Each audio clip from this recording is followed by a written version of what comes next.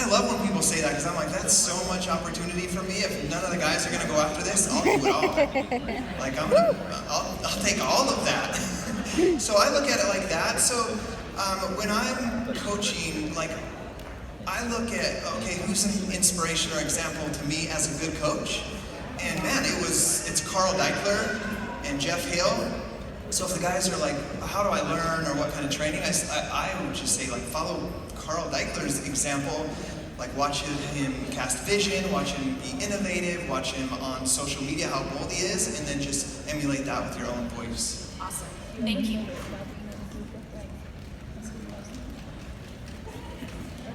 Okay, you guys, if you have a question, you gotta be bold and come up to the microphone in the front.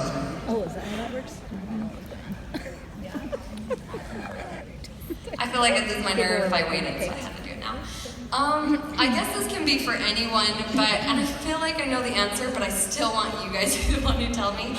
I've been a coach for kind of a long time, always, and I know it's my beliefs that kind of get in my way, like I don't feel like I can get to a higher point than I am. I guess, what do you say to yourself when you hit that wall? Like, let's say you've believed, oh, a diamond is about where I should be, and so I've been diamond for like ever, and I want to go beyond that. How do I get past that mental block, or what advice do you have to get past that mental block?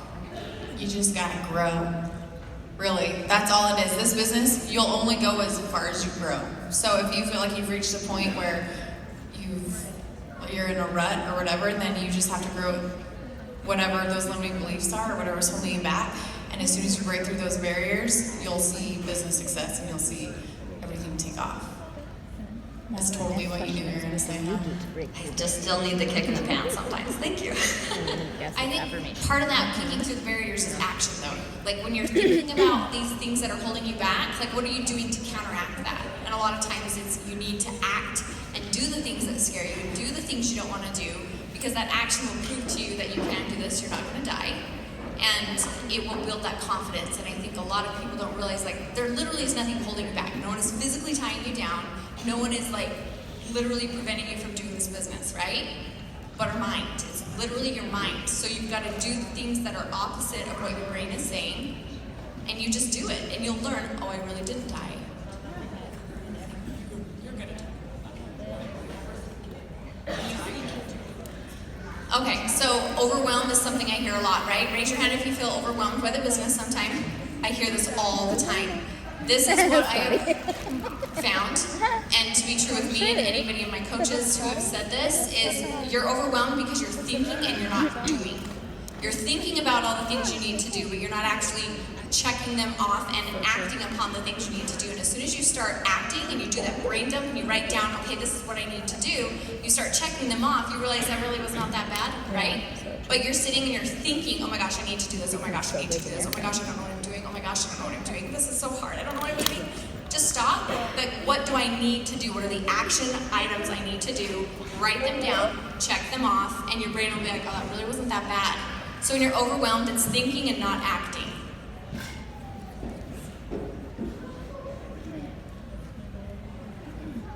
Hi, you guys.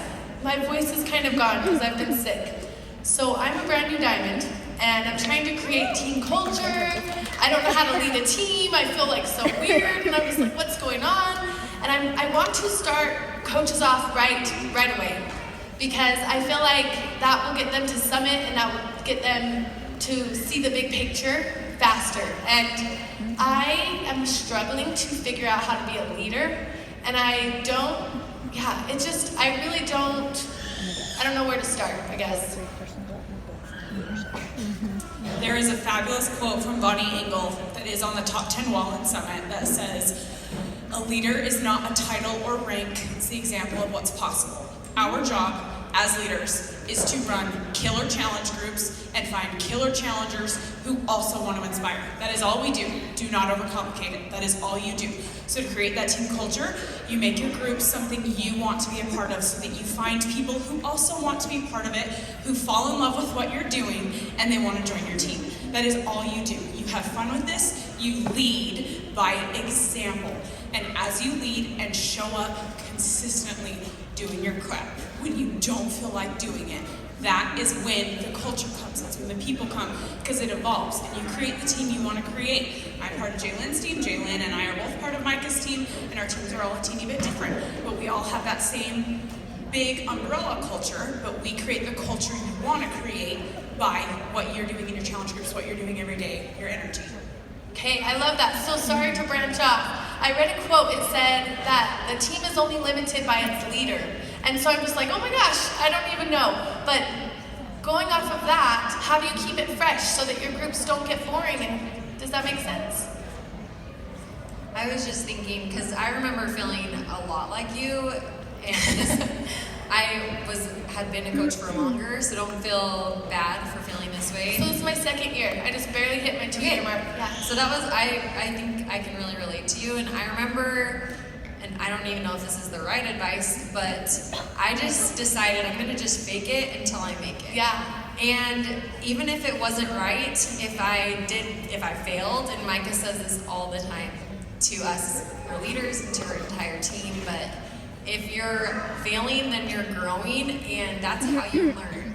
And your team needs to see that you're real and you're not perfect and that you're going to fail, but at least you're failing forward.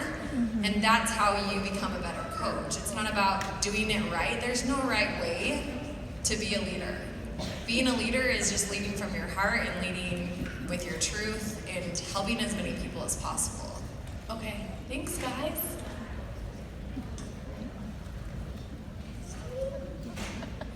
Hi guys, I'm Natalie. So my entire team is not in the state of Utah. So my entire team is on the East Coast. I'm originally from upstate New York.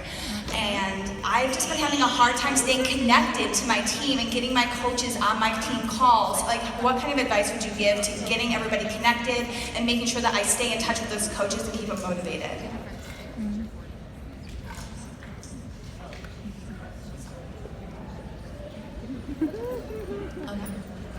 Scotty. I'm in Idaho and lots of my team is in Utah, but then I also have lots all over. And I think the thing that really brings us closer together, one, we have message threads. So every single day I'm in contact with my workers, so work with working, be in touch with them and don't make them feel like they have to do it on their own. But then also, obviously, like we're doing a team retreat this weekend. So any chance you can get them together from all over, it's so powerful. So whether those are incentives, whether they're just the bigger events where you make it a point to bring everyone together and really just have that one-on-one connection, it's just really powerful. But I'm so close with all my coaches from Florida and South Carolina, and it's because of those message threads and then the team calls. So just really building value around the importance of that and helping them see the bigger picture. I mean, I think that's all you can do. I don't like live Zoom workout or anything like that. That's also something you can do that I think is really rad, but doesn't work with my kids right now. But that's also something you can do.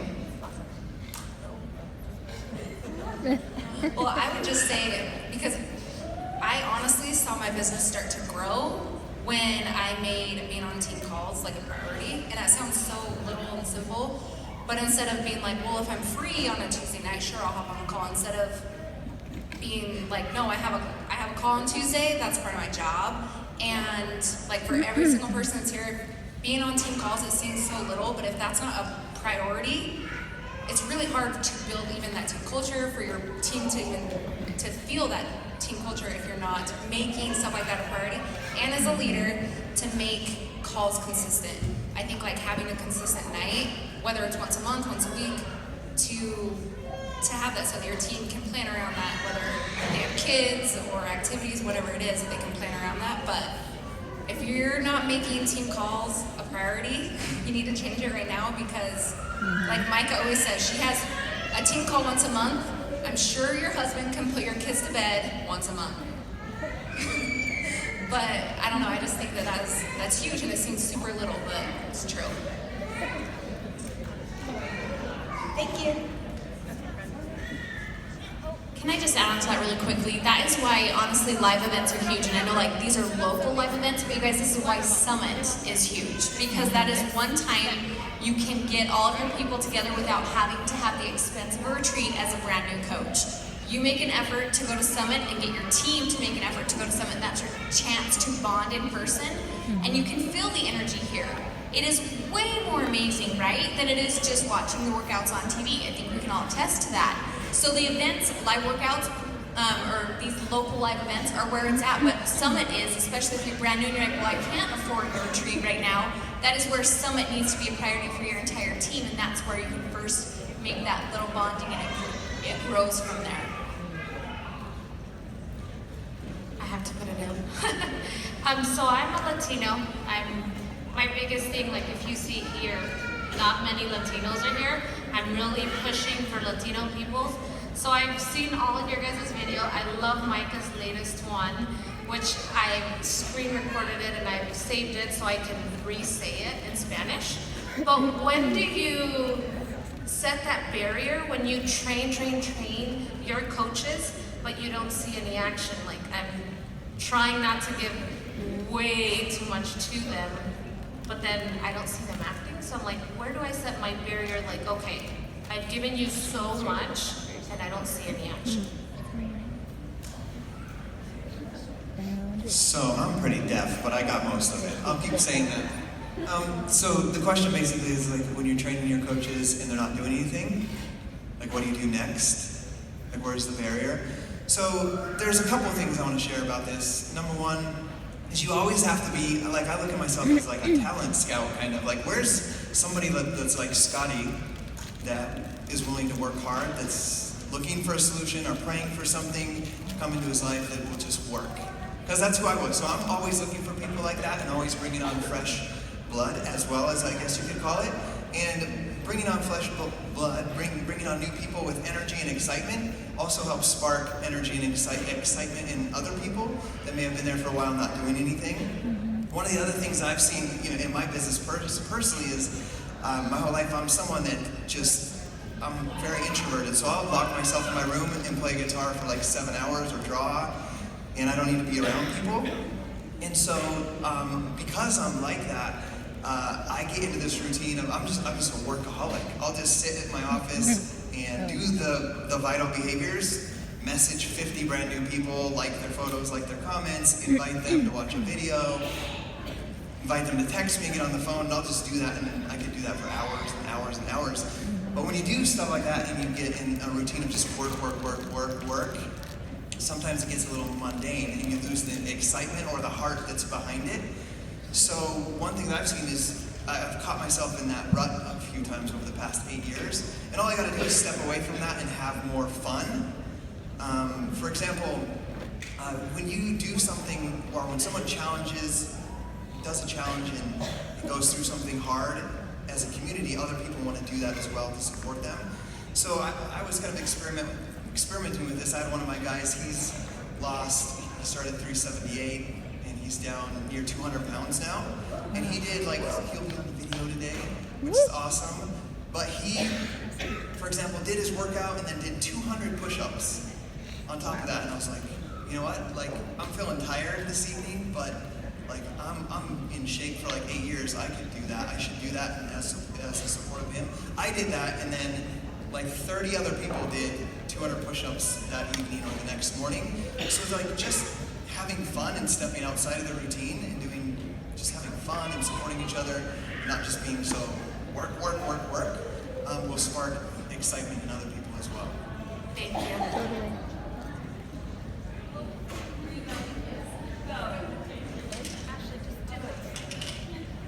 Question. You're trying to live your truth and share that with other people. The question that I'm wondering is, if you have family members who don't like your truth, I'm having an issue right now with family who doesn't like that I'm doing Beachbody, or those who are LDS that I drink Shakeology because it has green tea. They have all these lots of crazy thoughts about me, and I'm trying to create a barrier. Anyways, how do you continue living your truth and making that barrier between family without ruining eternity for those who are LDS? Okay, so that's the question. Okay, so this sounds like it might be really close family, Like my brothers and sisters. Okay, not like spouse, right? Okay, so spouse, that's good, because all that matters is your household. Honestly, that's all that matters. And I get that it's hard when it's family because you want your family to just love you, right? And you just want that support, but sometimes people are not there. And it's really hard to let that go, but it is not their life. And you have to live your life. And it took me a couple years to really realize, you know what? I want that support because they're my family, but they're not there yet. I need to let that go. I can still love them. We can still mingle and be a family when we're together, but my life every single day, they're not in my house. They're not paying my bills. They're not in my relationship with my spouse, so their opinion has no place in my brain. Yep. A quote that came to my head one time, I swear it was divine intervention, whether you believe in that or not, I don't care because I swear it was other people's opinions don't change your reality. Yep. And for me, that was huge because when I find myself getting scared or nervous, I say, okay, but what is my reality? My reality is this completely transformed my life. It's transformed my relationship. It's transformed my body. Their opinion of how I did that cannot change the reality of that.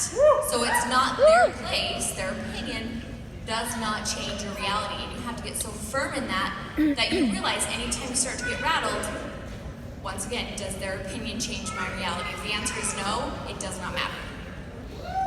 There you go. We are done with pictures, so we're just gonna take these last questions. No, you're good. Oh, you did ask yours, sorry. You're good to go. But we'll just take the rest of the questions that are standing waiting to ask, and then we'll start the event. Okay, and you guys are beautiful too, and I love all of you. Okay, even you, Scotty. Okay, wait, speak up a little bit into the mic. I said I love all of you, and you are beautiful. Even Scotty with an IE. I learned that. Okay, I have found that when I am more consistent with my personal development, I am more consistent with everything else that goes with the business and all of the vitals. So I set a goal this year to do 52 personal development books. Wow. And I just want to know really quickly, is there a specific book that comes to your mind instantly that really, really was a game changer for you, that just sparked your whole world, turned your life upside down, and you're like, yes, you need to read this year? Okay, so we'll just go through the line. Mine was Daring Greatly. It was something that, by Brené Brown, just something that helped me with my own personal journey and overcoming my own barriers. Yep.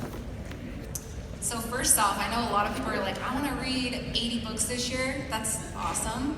But I also don't forget to implement what you're hearing, not just playing them all the time. What? Not just a checkbox, but implement it. But my book would probably be 6 months to 6 figures. I don't know, Peter, maybe something. Mine's definitely Essentialism by Greg McGowan. Okay, I'm going to tell you my book, A Purpose-Driven Life by Rick Warren. But also I want you to know that as you pick those books, pick something that you need to work on. Like understanding what you need and then focusing on that. Un-F yourself. It's not called that. It's un**up yourself. Okay? So when you're searching for it, you can't put un-F because it's not going to come up. That book sounds worse than it really is. He does say that obviously a couple times, but that book is the most solid mindset book. If you're wanting short and condensed, it covers everything right there in that book. And he has an awesome accent. He's Scottish. Yeah, oh my gosh, it's great on honor. Mine's 5 Second Rule from Mel Robbins. And again, the PD books that change your life are the ones that hit your limiting beliefs. So it doesn't, if these are not, if you read them and it's not hitting the spot, for the love of all that's holy, stop reading it. And find one that hits the spot. You gotta find books that target your limiting beliefs. Well, hello. The 5 Second Rule. Oh yeah, that's a good one. Oh, dang it. Okay, this is for all the women. Sorry, Scotty. What do you do if, when you're pregnant, you end up getting put on bed rest and you can't actually physically do the workouts and do the job, and then it's your second kid and you're trying to get used to doing everything? So you're trying to like balance working, having 2 kids, you've been on bed rest, you can't do everything. So like how do you balance everything and how do you do that and show people like, yes, this is what I'm doing, but this is also what I'm going through? Okay, so I think the biggest thing is to be vulnerable and real. I went through a super fun life. Everybody goes through life, and that's what I want you to understand. So when you're vulnerable, it's going to relate to people. So I had a miscarriage and could not work out due to the miscarriage and blood loss, and then I got pregnant a month later while still anemic. So there was a good, probably 9 months, to be honest, of very inconsistent workouts. I was still able to help people because just because I can't work out doesn't mean they can't work out. So I still invited just as I would normally, but I shared my story along with that. She's going to cover the... nutrition is definitely a key to that. And that's a way to emphasize where your weight loss and your results come from, where you're pregnant. Obviously that's not going to happen, but that doesn't mean you can't be talking about that, okay? So just be talking about everything as though you're still doing it, you're still running challenge groups, you're still helping people, your shop is still open. Just because you have these limits doesn't mean you can't help others who need it, and also those who are on bed rest. I got a lot of people who are like, hey, I'm pregnant too, what can I do? And I still got them set up. She's gonna talk about the kid thing. So for those of you who don't know my story, I was the coach who was stuck and had like no builders, had like no elite points, no nothing, and gave birth to my second little girl and needed my life to change. And that is when I did 5-second rule. At 5, 4, 3, 2, 1, I'm gonna get up and I don't want to, and I'm not gonna push snooze, and I'm gonna set a timer, and I'm gonna do my connections, and I'm gonna do my invites, and I'm gonna get in, and I'm gonna get out, and I'm gonna be a mom, and I'm gonna move on with my life, and holy F, my business is blowing up. And that is what happens when you do your crap. And I'm serious, make it a game. Set a timer to see how fast you can do it. Because I got to the point I could do my entire power hour in 18 minutes. And you can do that with a newborn, guys. Everybody's got 18 minutes. My life changed when I had a 0-minute-old baby. So you guys, like, you can do this. You can do this. Like when she says that she went from 2-star to 5-star elite with a 0 to 1-year-old. Okay, so when people say, well, I just had a baby, yeah, it just depends on how bad you want it, really.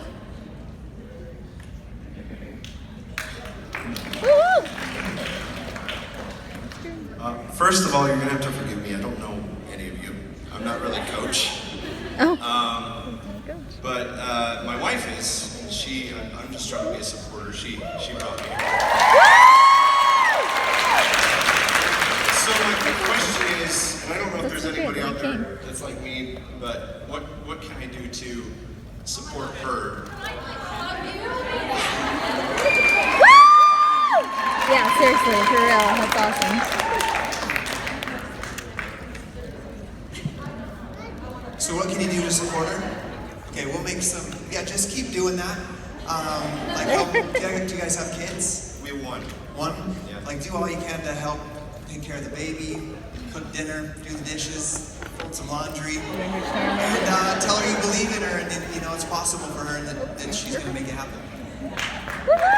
So, and another thing that helped for me with my husband, he learned some of the words. So he learned what Success Club was. So when I told him, dude, it's the 5th and I hit Success Club, he was excited with me because he understood, oh my gosh, it's not the last day of the month and you did it, good job. So it helps when you learn the words. So when I tell him I had a coach go Emerald today, or we got some elite points because somebody hit Success Club, learn those terms so that when she's excited, you can celebrate with her. And seriously, every wife in here who has not a supporting spouse is very, very envious right now. So just keep rocking on and keep doing your thing. Live events are where it's at. So keep coming and you'll eventually learn everything. Thank you, guys.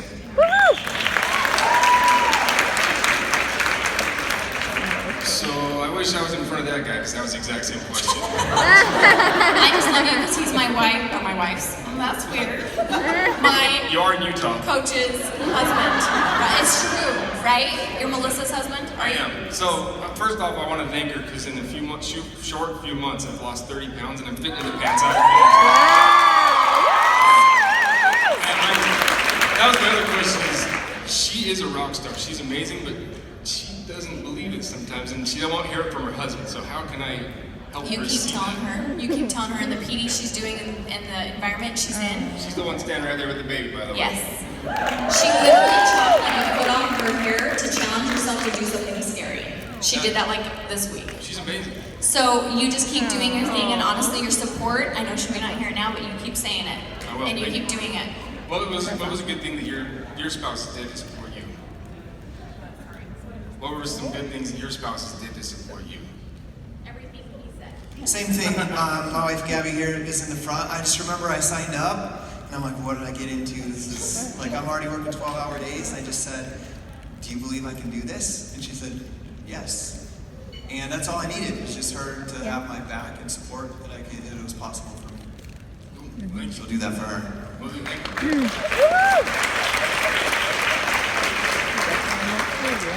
Hey, so I've been an active coach for about a year now, and my husband has been super supportive and awesome, and he's wanting to jump in with me. We're considering wanting to run it together, and we've seen some power couples and seen that it's possible, but I'm wondering, do you have any advice on where to even begin? I know that's a big question, so just any surface answer is awesome, but just where, yeah, because so many I see, we're all individual, and we're doing it on our own, but together, how do you combine that? I'll answer this one really quick. So, Gabby and I both have our businesses, and we each have our different roles. I've never been in sales, but I've been in customer service, and I know how to work. So I'm the one that does all of that type of stuff, the vital behaviors of inviting, of marketing, of being the cheerleader in the challenge groups, and the leader, and asking them questions. But I also tend to talk a lot, so I miss knowing what people need and just want to talk. So Gabby's main role in our business is she uses the products, so she's reading the products work, she reads the books, and then she asks me the hard questions to help keep me on track with my business, asks me how the challengers are doing, how are the coaches doing, and then especially when all of the roles that, she takes care of all the things around the house so that I can work, she takes the kids when I need to shut the door and do a team call, and so I look at it she has that role in the business, I have the selling and the motivating role in the business. So both people, I think a lot of times people think, we want to be a power couple team that both have to do all the invites, all the phone calls, all leading separate team calls or leading team calls with the same enthusiasm. Well, there's different roles, like if you were running a traditional type business, one's going to be the visionary like Carl, and one's going to be the mechanical, planning out products and systems like John Congdon would do, for example. So think of it like that when working together. See what his strengths are. They're most likely to be different than your strengths, and see how he can apply that to the business, and then you keep doing your thing. Thank you. Woo! Done. Okay, we are gonna get the real thing started now. So if you are standing up in the back,